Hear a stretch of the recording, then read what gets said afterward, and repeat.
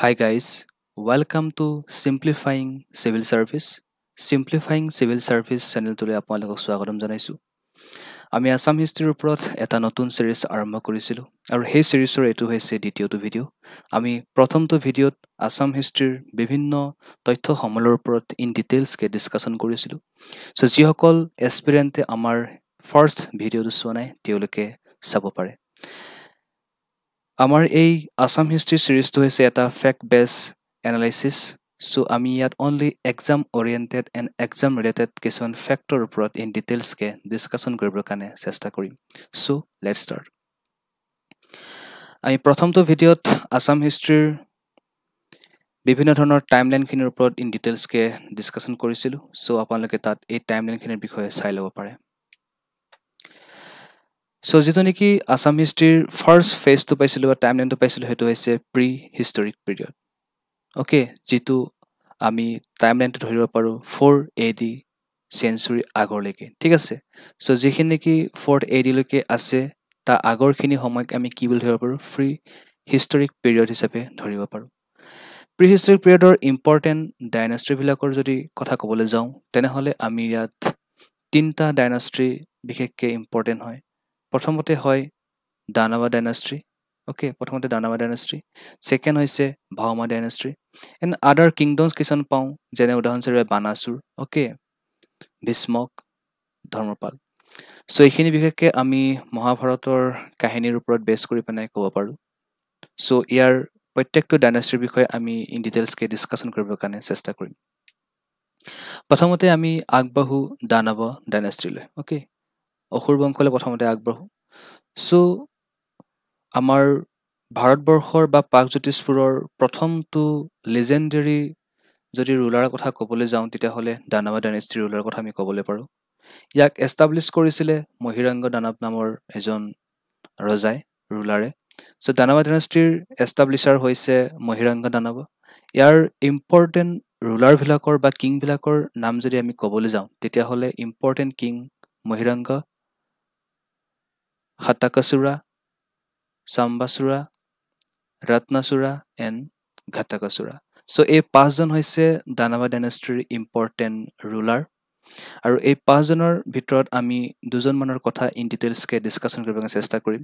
বিশেষকৈ pre historic পিৰিয়ডৰ যিখিনি আমি ডাইনাষ্টি পাওঁ তাৰ ওপৰত আমি বিশেষ সমল গোটাব বা আমি সমল পোৱা নাই, গতিকে তাৰ ওপৰত আমি বিশেষ এনালাইসিস কৰিবলৈ নোৱাৰো।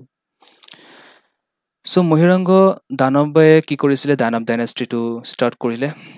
ওকে, আৰু তাৰ ভিতৰত আমি পাঁচজন ৰুলাৰ পালো আৰু ঘটকাসুৰ আছিলে এটা লাষ্ট ৰুলাৰ। আৰু ঘটকাসুৰক কোনে কিল কৰিছিলে বা কোনে মাৰিছিলে, নৰকাসুৰে মাৰিছিলে এণ্ড নৰকাসুৰে ঘটকাসুৰক মাৰি পেনে কি কৰিছিলে, এটা নতুন ডাইনাষ্টি আৰম্ভ কৰিছিলে। সো সেইখিনি আছিলে আমাৰ দানৱ ডাইনাষ্টিৰ ওপৰত। ওকে, নেক্সট আমি আহোঁ কিহৰ ওপৰত, ভাওমা ডাইনাষ্টিৰ ওপৰত। ওকে, ভাওমা ডাইনাষ্টিৰ ওপৰত আহোঁ। সো এইটো আমি সেকেন্ড লিজেণ্ডাৰী ডাইনাষ্টি বুলি ক'ব পাৰোঁ আমাৰ প্ৰাগজ্যোতিষপুৰত, যিটো নেকি নৰকাসুৰে এষ্টাব্লিছ কৰিছিলে।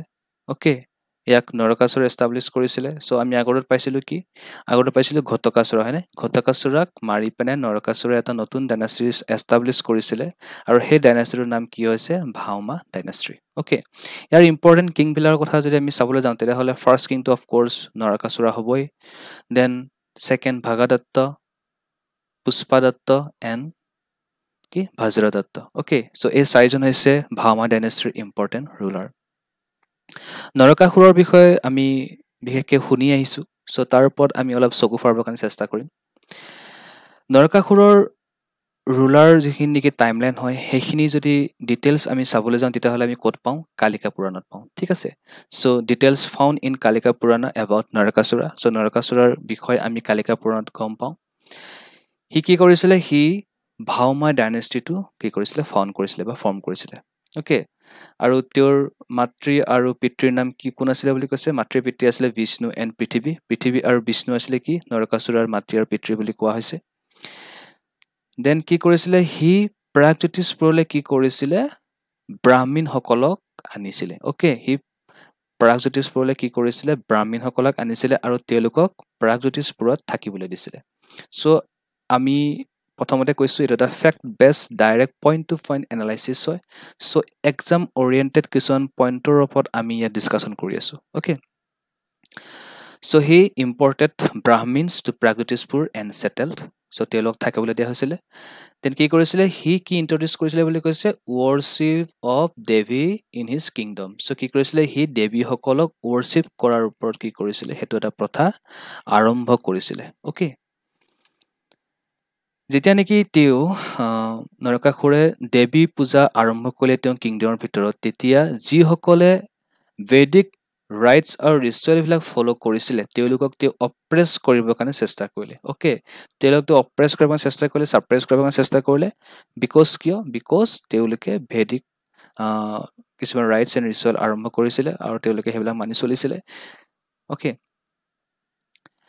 নেক্সট এটা পপুলাৰ কথা আমি সকলোৱে জানো হি কি কৰিছিলে হি কামাখ্যা দেৱীক বিয়াৰ প্ৰপ'জেল দিছিলে ওকে হি কামাখ্যা দেৱীক বিয়াৰ প্ৰপ'জেল দিছিলে আৰু কামাখ্যাই তিনিটা বস্তু ডিমান্ড কৰিছিলে যদিহে সেই তিনিটা বস্তু এৰাতিৰ ভিতৰতে তেও বনাব পাৰে তেতিয়া হলেহে কামাখ্যা দেৱী কি কৰিব তাইলৈ বিয়া হ'ম বুলি কৈছিলে তিনিটা বস্তু কি কি হয় temple then temple steps and পন এই তিনিটা বস্তু তেওঁক বনাব দিছিলে ওকে দেন কি আছিলে নৰকাসুৰে কি কৰিলে বান ৰজা যেনেকি আমি পিছত পাম বান ৰজাৰ বিষয় সো বান ৰজাৰ কি কৰিলে তেওঁ এটা ফ্ৰেণ্ডশিপ ট্ৰিটি কৰিছিলে ওকে সো নৰকাসুৰ আৰু বান ৰজা কি হৈছে এটা কন্টেম্পৰেৰী ৰুলাৰ হয় ওকে দেন নৰকাসুৰক কোনে এটা লাষ্ট কোনে মাৰিলে আমাৰ শ্ৰীকৃষ্ণই নৰকাসুৰক এটা লাষ্ট মাৰিলে ঠিক আছে সো এইখিনি হৈছে নৰকাসুৰৰ এটা ডিটেইলছ এনালাইসিস দেন আমি নেক্সট ৰজা পাইছিলো কি ভগদত্ত ওকে সো ভগদত্তৰ বিষয়ে ডিটেইলছ আমি ক'ত পাওঁ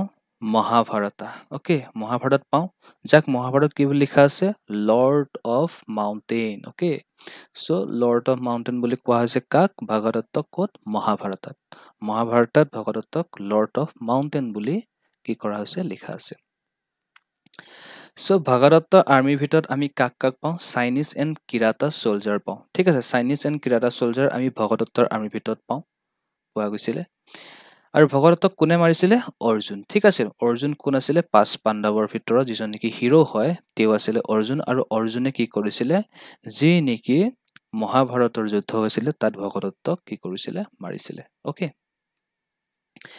আদাৰ কিংডমছৰ ভিতৰত যদি আমি চাবলৈ যাওঁ তেনেহলে প্ৰথমতে পাইছিলো বানাসুৰ ওকে অৰ্থাৎ বানৰজা ওকে তেওঁ আছিলে এজন নন আৰিয়ান কিং এটো সকলোৱে জানো তেওঁ এজন আৰিয়ান কিং নাছিলে তো নন আৰিয়ান কিং আছিলে তেওঁৰ বিষয়ে আমি কৰ পৰা গম পাওঁ ভাগৱত এণ্ড বিষ্ণু পুৰাণৰ পৰা গম পাওঁ তেওঁৰ বিষয়ে বানাসুৰৰ বিষয়ে ওকে দেন তেওঁ কাৰ পুত্ৰ আছিলে তেওঁ আছিলে বালিৰ পুত্ৰ যিজন নেকি ৰজা আছিলে তেজপুৰৰ ৰজা আছিল ঠিক আছে বালি আছিলে তেজপুৰৰ ৰজা আৰু তেওঁৰ পুত্ৰ আছিলে কোন বানাসুৰ ওকে বানাসুৰৰ পুতেকৰ নাম আছিলে ভুলুক আৰু ভুলুকে কি কৰিছিলে ভালুকপুং যিখন নেকি বৰ্তমান অৰুণাচল প্ৰদেশত আছে তেওঁত গৈ পেনে তাত গৈ পেনে কি কৰিছিলে ভুলুকে নিজৰ কেপিটেল সিটি বনাইছিলে সো বানাসুৰৰ এজন জিয়েক আছিলে জিয়েকৰ নাম কি আছিলে উষা আৰু উষাক কোনে বিয়া প্ৰপ'জেল দিছিলে কৃষ্ণৰ গ্ৰেণ্ডসন কোন আছিলে অনিৰুদ্ধই কি কৰিছিলে বানাসুৰৰ জিয়েকক উষাক কি কৰিছিলে বিয়াৰ প্ৰপ'জেল দিছিলে আৰু উষাক পলুৱাই আনি থৈছিলে আৰু তাৰ ফলস্বৰূপে কি হৈছিলে বানাসুৰ শিৱ দুজন পাৰ্টনাৰ আছিলে আৰু এফালে শ্ৰীকৃষ্ণ আৰু অনিৰুদ্ধ পাৰ্টনাৰ সো বানাসুৰ আৰু শ্ৰীকৃষ্ণৰ মাজত যুদ্ধ হৈছিলে আৰু এটা লাষ্ট বানাসুৰক শ্ৰীকৃষ্ণই মাৰিছিলে ওকে দেন ভীষ্মকলৈ আহো ভীষ্মক আমি সকলোৱে জানো সো ভীষ্মক আছিলে ৰুক্মিণীৰ বাপেক ওকে সো তেওঁ ৰুল কৰিছিলে বিদৰ্ভত ৰুল কৰিছিলে ভীষ্মকে ৰুল কৰিছিলে বিদৰ্ভত ওকে দেন তেওঁৰ কেপিটেল সিটিৰ নাম আছিলে কুণ্ডিল নগৰ ওকে তেওঁৰ কেপিটেল সিটিৰ নাম আছিলে কুণ্ডিল নগৰ এণ্ড তেওঁৰ ডাটাৰ নাম আছিলে কি ৰুক্মিণী ওকে আৰু ৰুক্মিণীক কোনে বিয়া কৰাই আনিছিলে ৰুক্মিণীক বিয়া কৰাই আনিছিলে শ্ৰীকৃষ্ণই আমি সকলোৱে জানো শ্ৰীকৃষ্ণই কি কৰিছিলে ৰুক্মিণীক বিয়া কৰাই আনিছিলে আৰু ৰুক্মিণী কাৰ জীয়েক আছিলে ভীষ্মক ৰজাৰ জীয়েক আছিলে আৰু ভীষ্মকৰ কেপিটেল সিটিৰ নাম কি আছিলে কুণ্ডিল নগৰ আছিলে আৰু তেওঁৰ ষ্টেটখনৰ নাম কি আছিলে সাম্ৰাজ্যখনৰ নাম আছিলে বিদৰ্ভা ওকে